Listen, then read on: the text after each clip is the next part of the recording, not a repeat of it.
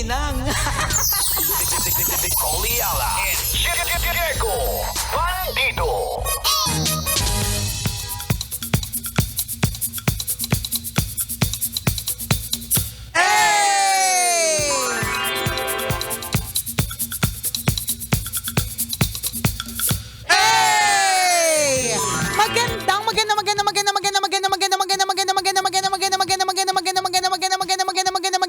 Magandang tanghali. Kumikinang na ulo, Diego Bandido. Diego! Diego! Go, Diego, go! Magandang tanghali! Kumikinang ina! Nicoleala! Nicoleala! Nicoleala! Nicoleala! Shoutout sa lahat ng mga mainit ng ulo kasi hindi sila pinagbigyan ng kandidato. Nung humingi sila ng pang-inom. Meron akong friend. Oh. Ano siya, tumatakbo siya. Tapos sabi niya, grabe pala, hihingin sa'yo lahat. Sabi ko, ayan, ginusto mo yan. Charot. Ay, nako. Uy, pero sana wag naman kayo mag-friendship over nang dahil sa mga differences yan. in political opinion. Oo, and as much as possible, mas maganda kung alam yung isa't isa na iba yung sinusuportahan. Yan. Huwag na kayong mag-usap tungkol sa Wag politika. na, madami namang Oo. ibang topic.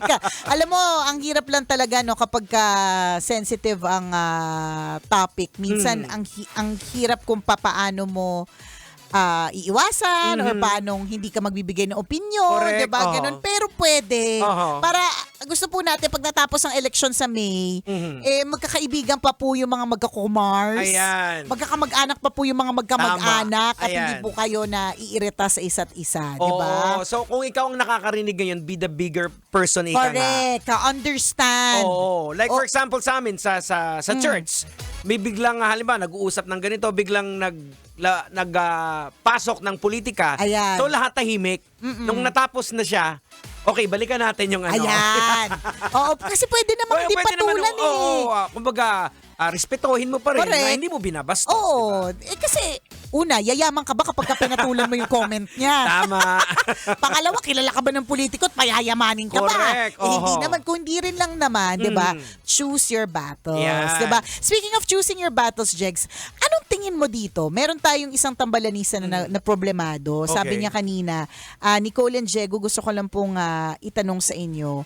Kasi meron siyang, ang kwento, itong splok. Ano yung spluk, Nicole? Ito na nga yung So, ang splok, Oh. Mars. Mars. Ito na nga. Ano yun? So, meron siyang friend. So, yung friend niya, medyo may malalang sakit. Okay. Yung friend niya, naniniwala sa mga alternatibong paraan ng medisina. So ngayon, nagtatalo silang magkaibigan kasi ayaw niyang pumunta dun sa medical doctor talaga. Okay. Ang pinupuntahan niya is yung nagbibigay ng options for alternative, ganyan. Eh, ang problema niya dito sa kaibigan niyang ito, ang dami ng mga nabibiling mga bagay-bagay. So wala lang, siguro sensitive siya dun sa friend kasi maaaring may sakit, ganyan. Hindi niya tuloy alam paano i-convince na magpatingin talaga sa tunay na doktor. So ngayon, sa atin pinapasa. Well, kami naman ni Diego, kaya rin naman namin siya kausapin if the price is right. Tama.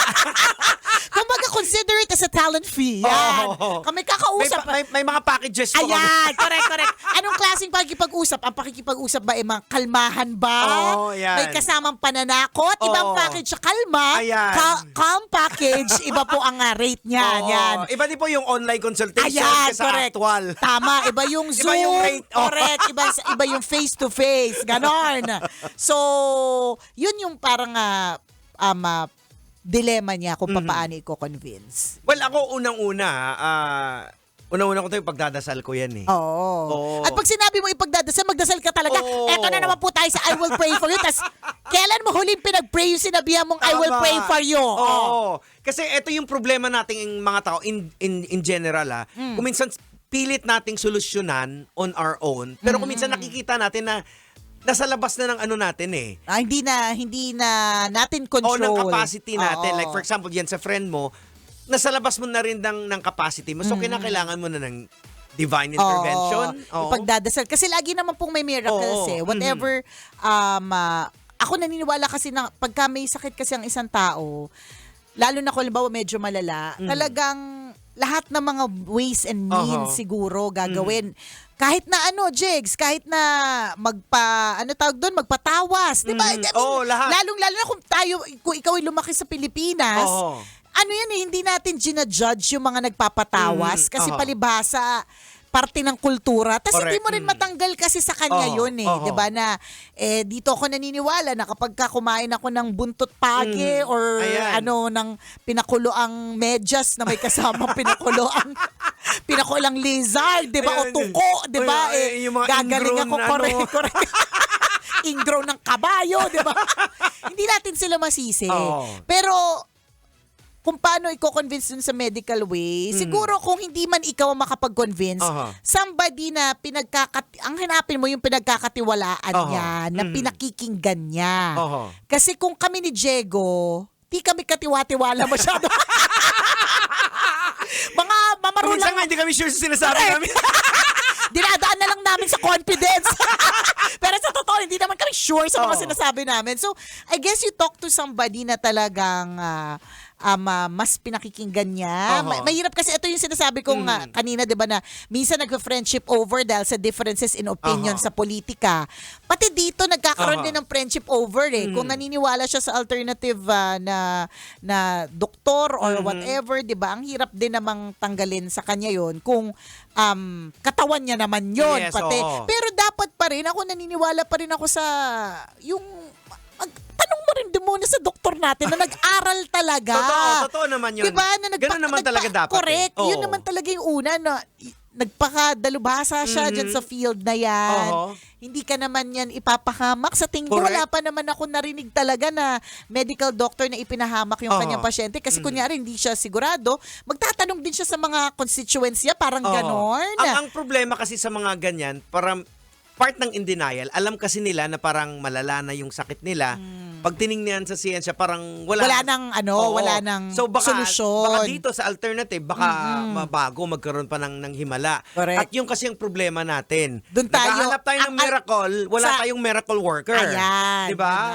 Yun na yun. So, nasa tao ang tingin natin. Na supposed to be, di ba? Dapat kay Lord. Kasi yung mga tao, ginagamit ni Lord yan eh. Traditional mayan na doktor o yung alternative. Pwede kasing gamitin both ni Lord dyan eh. Kaya dapat ipagdadasal natin talaga. Ipagdasal mo yung friend mo na na gumaling. Yes, Kasi talaga namang lahat, sabi nga ni Jegs, traditional or alternative na mga doktor, sila po ay instruments lang din naman, 'di ba? Instrumento lang. Recently, last week, naglilinis ako ng mga external drive ko eh. Tapos meron dong isang voice recording. Ang hilig ko palang mag-record ng mga conversation. Neto ko lang nalaman na bawal pala yun. So meron na. Kaya nga sakto sa damit mo parang spy ka. Diba? So, meron ako mga, nakita ko kasi dun sa parang file na yon sa external drive ko. Nakalagay lang voice recording 1, 2, 3. Tapos may mga ganon. So, gusto kong maglinis.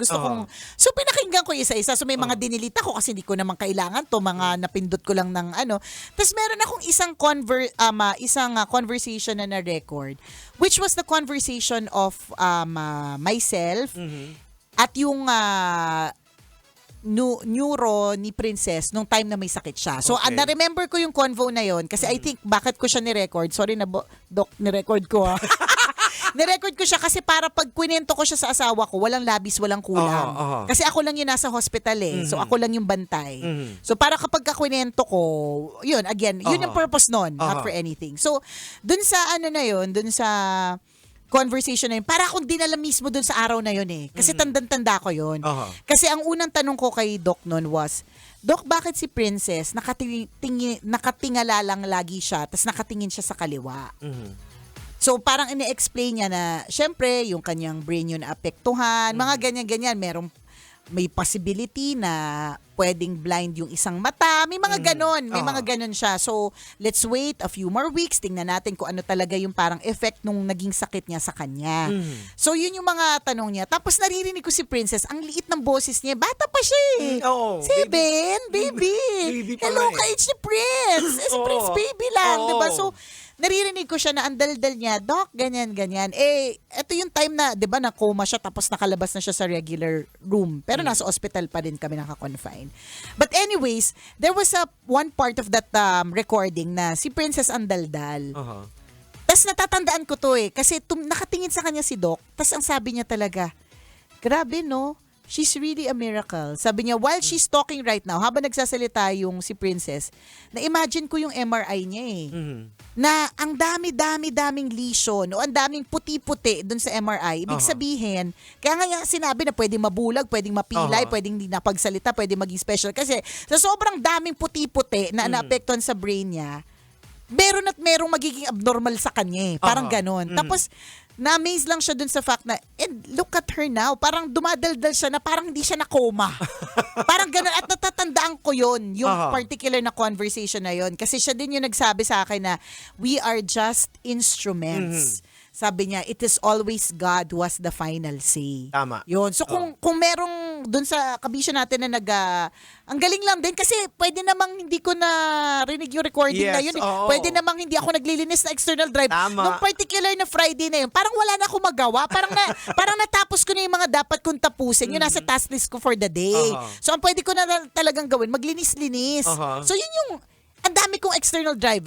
Treasure ko yan. Mga 8 yata external drive ko. Napakaraming memories niyang mga external drive na yan. Pero bakit yung particular na yun? Tapos bakit yung particular file na yun? Maybe to also share with you Yes, na kung meron rin lang alternative na pipiliin yung kaibigan mo, the better alternative will always be God as the greatest physician. Correct. Siguro you can start sa sa ipag-pray ka ng a group of people, Yes. 'di ba?